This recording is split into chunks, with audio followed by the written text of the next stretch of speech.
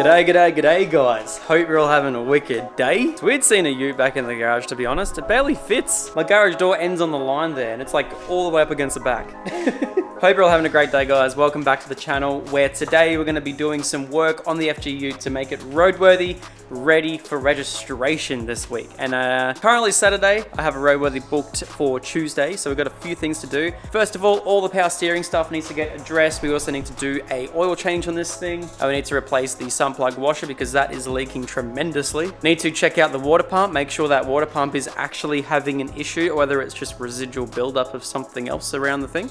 And then we need to address little things like just the indicators. We're going to double check all the brake pads around, make sure all the brake pads have some adequate pad there, and just go around, check all the shocks, you know, clean everything up, make it really nice, ready for roadworthy this week. I'm very excited. First thing I'm going to do, I'm going to drop the oil. We're going to get this thing serviced so I can take my sun plug washer over to Autobarn. Maybe we can get the right size washer.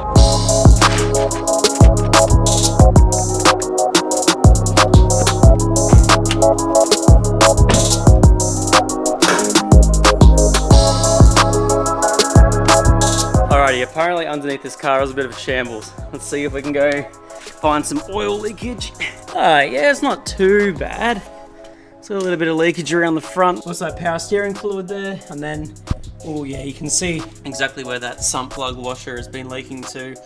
Best bit is there's nothing up and around it. It's only coming from that washer. The rest of it underneath looks pretty good. We'll give it a really good clean up today with the pressure washer to grease the whole bunch, and then wipe out with some rags and make sure this doesn't leak anymore. But I'll take out that, I'm gonna drain some oil, probably pull out that big Johnny right there too, replace that.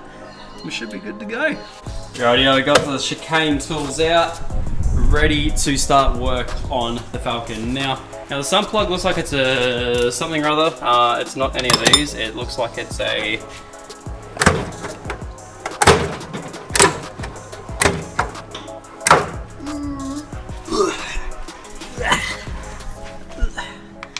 not your average sun plug, this one. She's broken. Oh, she's tight. Why? I'm gonna prop you guys up because I always make an absolute mess of doing this every time.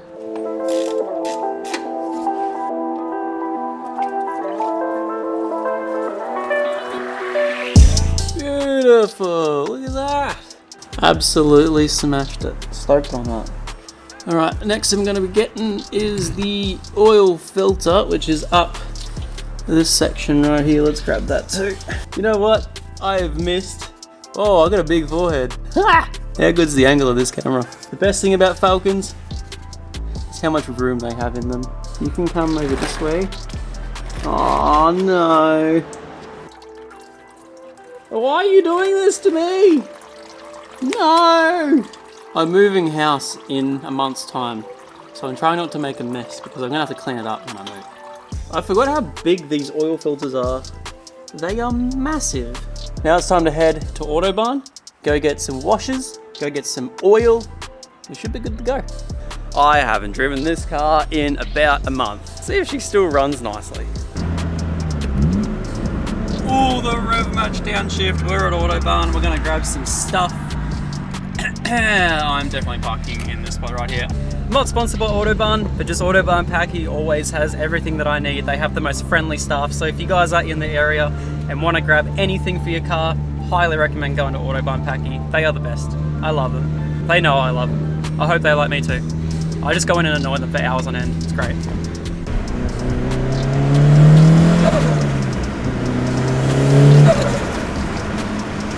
Power steering pump. I will admit I did it before I actually made this video and I found the issue with the power steering pump. So if you guys know, this is just another one that Ben, the old owner of the car, gave me, but he had just a power steering line here, and it has all the seals and everything on it that I could have used. Now the seal that actually is on the end of that line there is one of these. Now it's a tiny little flat O-ring. It's not actually an O-ring. It doesn't really go round. It's more so just like a little seal or something similar. There's two places that these power steering pumps usually leak from, and a lot of people go out and either buy a brand new power steering line or they go buy a brand new pump, which is actually something that I've done in the past. So what they can do is they can either leak from this section right here, which is actually, where does it go to this right here. So there's an O-ring that goes between there, and that can leak as well all throughout, which actually this pump that he gave me actually had a failed O-ring there. So if I just bolted this one on, it would have actually leaked straight away. In which case you can actually just replace it with a brand new O-ring. These ones here, however, are a little bit different shapes. However, you still can use an O-ring. So I just got an O-ring from work, put it straight onto the hard line that's in the car. And since then, I've had 0 leaking issues with the power steering. So I'm very, very happy about that. That was a nice, easy fix. So now I've bolted everything back up, the turbo's all sorted, the power steering pump is now over full, and there's now no leaks for the power steering. Very, very happy about that. Now, just before, I did do a thorough clean of the water pump because I don't actually believe the water pump has any leaks. I feel like it was actually something different that leaked beforehand that's actually just gummed up and just gone around the outside of the water pump housing. The water pump actually looks brand new in this thing, so I'm wondering, you guys can sort of see down there-ish. I'll see if I can focus her up. There we go. The water pump housing is actually all nice and silver and bright. I actually honestly believe it's a brand new water pump. And Ben was also very, very nice when he gave me the car. He told me about every single issue and the reason why it was cheap. And nothing on the car he ever mentioned was a water pump leak. And you know, if he drove the car for, I think it was around 100,000 Ks he'd had the car from, and if he had never done the coolant or anything in this car, then I know that it doesn't have any leaks. So I've given it a really good wash, I've driven it, and it hasn't got any leaks. So I'm really, really happy about that. The only leak that it has now is the sump plug, which I have a brand new sump plug washer from Autobarn. So let's chuck that in, and then we'll put a new filter in it, and we'll fill it up with oil. There's my new sump plug with the washer, which is all good. And here is my new Ryco oil filter. So I'll grab this thing out, and chuck it back in the car. Ugh, these are such big filters. Beautiful, look at that.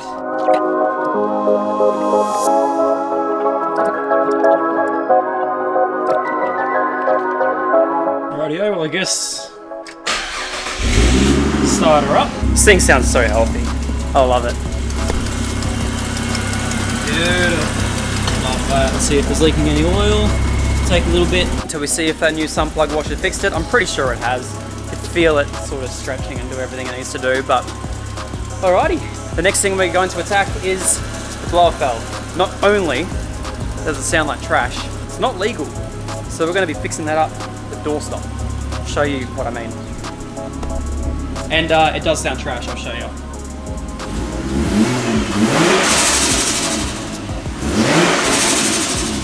Yeah, it's trash.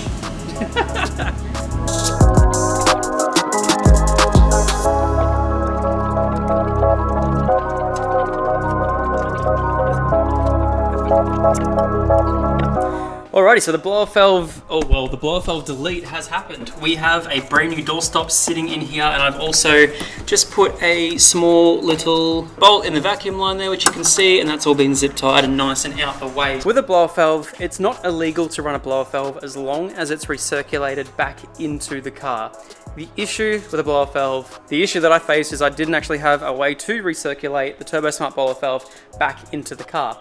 Now, you can legally run no blow-off valve because the air is going back into the intake pipework. Doing the doorstop is 100% legal, roadworthy, ready to go, which I'm stoked about. Next thing we're going to be doing is getting rid of these horrible indicators right here. So these are like sequential LED things, plus they're also smoked, and you can't legally have smoked indicators on a car. I will get knocked back for that, so I went online and I purchased a couple of just aftermarket replacements, these little things right here. I'm gonna chuck them on the car, it's gonna make that part legal as well.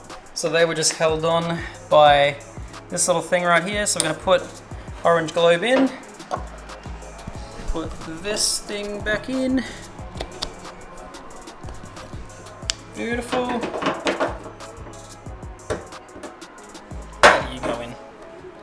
Some way. Oh, that's tight as hell. Look at that, hope it works. I'm stressing now. I did just buy these globes off eBay. There you go, beautiful.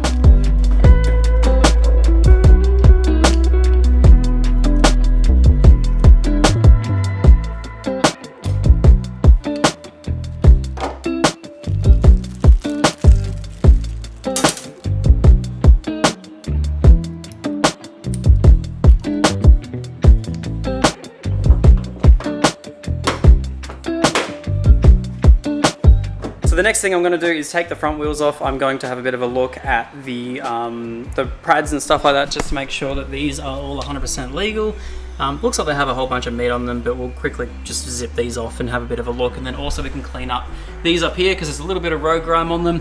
And I don't want anyone to think that that is a leaky strut, because one of the most common things that people get knocked back for, where people have no idea about cars, is that the struts are leaking, and I really don't want to replace these because I know that they're good. We'll take the front wheels off, we'll clean up the wheel wells, make it all look nice and pretty, and then we'll go from there.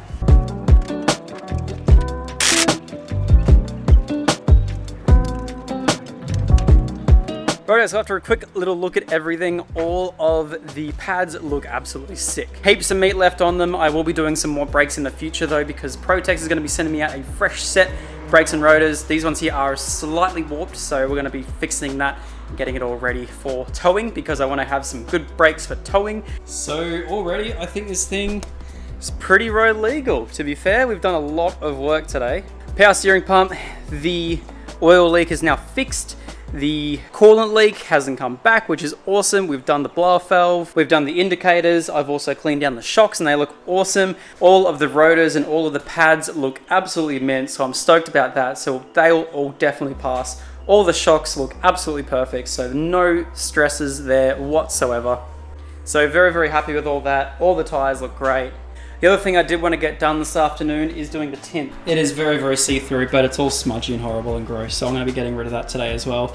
Just heat up my steamer, we'll get that all off in a jiffy. Alright, so this is going to hurt some people. I have to remove the stickers on this car. Not out of necessity, but more so just because I saw a comment back in the day that you should never run another man's stickers. As cool as the stickers are on this car, I do want to make it nice and clean, and I'm also going to be using this to promote my tinting business as well. So I am going to be removing all the stickers on the car. So it sucks. It's going to look so bare. I don't know if I'm ready to see it like that, but I really like some of the stickers on here. Ben was a massive Star Wars fan, so I got this cute little baby Yoda, and I've never seen Star Wars, so I have no idea what's going on here. Island board, Club FG. That's going to suck to go, and I've got to keep it re-sticker and a Barra the World sticker over there, so we're going to get rid of all them. I'm sorry. Alrighty, good morning guys. It is day 2 of the Ute cleanup series. Yesterday I finished getting off all of the tint on the car, and it looks really nice, and also all the stickers are now gone, unfortunately, too. So yeah, I feel really bad because the stickers were pretty cool. I thoroughly liked them, but they needed to come off for the roadworthy anyway, because they were blocking windows, and that's just something that unfortunately has to happen. And then I can start putting my own stickers on and everything else as well. Either way, the Ute is ready for a bit of a makeover today. We're going to be giving it a good wash. I'm also going to be trying to maybe polish the headlights and do a few little things around the car as well. But yes, it definitely needs a wash. This poor thing has been sitting outside, and whilst I've been in New Zealand, and yeah, I feel really bad about it. So we're going to give it a really good wash today.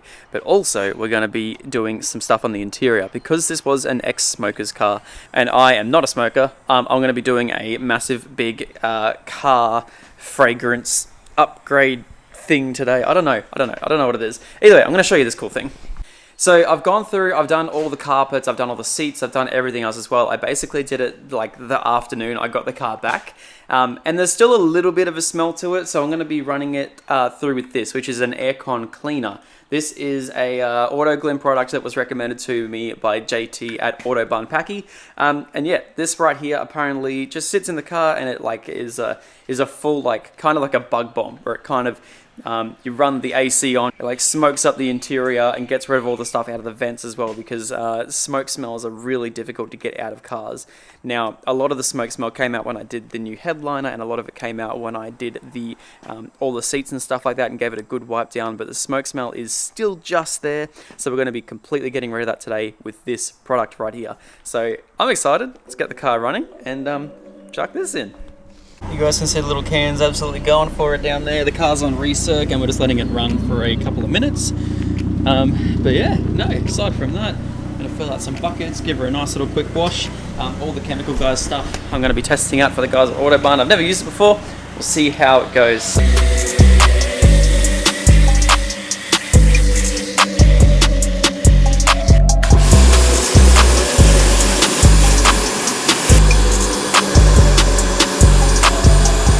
Well, this is what it would be like if the bonnet had paint on it. It actually looks so sick. I love it. The paint match is actually really good, but of course it has no clear coat, so that's alright. No stress at all. We'll get that sorted one day. I have also noticed, I was a little bit skeptical as to whether this had been repainted before, this rear quarter section here. I can confirm now it definitely has, because I've just found the XR50 logo right here. You guys can see there's actually a difference in clear coat right there. So yeah, it has been repainted, this back section of the tub, but it's different to here. And then also, kind of noticed the side skirts are a little bit of a different color, but then also the color of that matches the bumper as well, and the fact that the hard lid has also faded leads me to believe that I reckon all of the sort of top sections of this car are slowly starting to fade. I know that Ford blues weren't exactly always the best, but yeah, I don't know, potentially. Either way, it's going to be sitting outside for me anyway, so I don't really care too much. Now that all the wheels are black and everything, could you imagine like a little bit low with some, you know, dark tint? I'm honestly thinking about going really dark on the tint for this one here, being the fact that it's going to be a little bit of exposure for the tinting business anyway. Which, if you want to jump online, Shady Business WT on Instagram, it's down in the link in the description down below. But yes, no, going to be slapping a massive thing there with some nice fresh dark tint, and then yeah, probably just like 18 on the rest of the cars.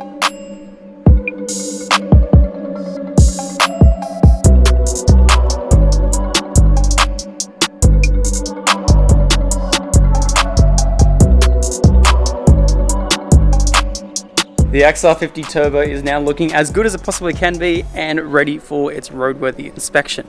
I don't think there's anything in this car that cannot pass at this point. I think I've checked absolutely everything and made the car look as good as I possibly can. She's been fully washed, all the tyres are all at the right pressure, everything on the inside is all, every suspension component is standard and legal height. There's no tint, there's no stickers, the engine bay looks great, there's no leaks. I think I've sorted just about everything, and oh man, it looks so freaking good. All right, I want to go take it for a drive. Righty, well that is going to conclude today's video. Let me know what you want to see next on the Barra Ute, and of course if you're a company that wants to jump on board and do anything with the Ute, I know there's a few of you guys already that have already reached out, but if you want to do anything, just shoot me a message on either Instagram or Facebook, or email me at ZacBaldy@outlook.com, and we can do some hectic stuff with the Ute. Looks so good. I think in the next couple of iterations of this thing, we will be dropping it ever so slightly, we will be tinting it, and I will also be doing some paint just to make this thing look just as good as it possibly can. The other thing is I've also picked up a tow bar for this thing as well, so I'm going to be installing a tow bar and cutting up that beautiful bar right there, which is very unfortunate, but we will be doing it. But it's looking as good as it possibly can, ready for her roadworthy to get her into my name. Oh my god, another Falcon! So thank you so much everyone for watching. I'll see you all in the next one. Peace out.